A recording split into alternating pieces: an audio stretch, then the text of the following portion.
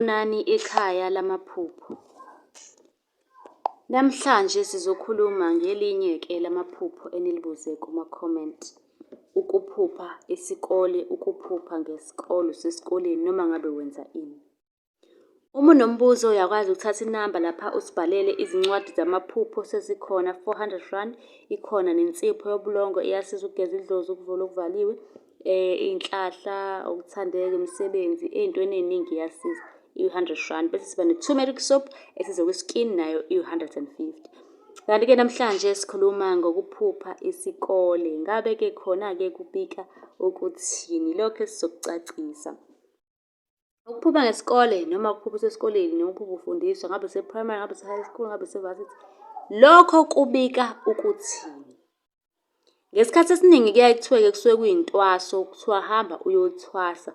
Noma kusho ukuthi kusamele uqhubeke nokufunda empilweni yakho ukuze uphumelele. Ngoba kuyenzeka abanye thola umuntu uyayivilaphela nje kanti impumelelo yakhe vele ilele lapha ekufundweni. Ngoba kunabantu vele impumelelo engaleli ekufundweni. Thola ukuthi umuntu nje unesiphiwo sakhe, hlampe nje uyikhandela izindlu nje isiphiwo sakhe, yabo. Isiphiwo somuntu awusoze wamphuca sona. Ukuphupha ugqoke ibhayi noma iy'mpahla zesikole kusho ukuthi kunomoya wedlozi phakathi noma isithunga. Kungenzeka ukuthi uzoba umthandazi, ukhulekela abantu, ulapha abantu ngemithi, izinto ey'kanjalo nje. Kodwa kunesiphiwo onaso owasiphiwa abantu abadala. Kwesinye isikhathi-ke kuyenzeka uphuphe usesikoleni uthole iriphothi, ubone ama-results amahle, ujabula nje ukhombisa abantu noma ungathi ukhombisa ekhakini. Lokho kusuke kuveza idlozi lakho ukuthi lijabulile. Lijabulile ngawe.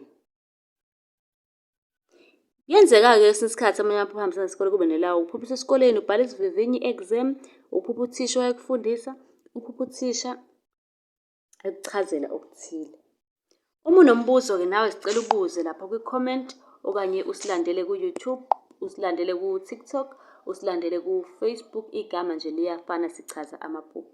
Ningakhohlwa uku-subscribe-a ukuze nizothola ulwazi olanele ngamaphupho. Nisale kahle.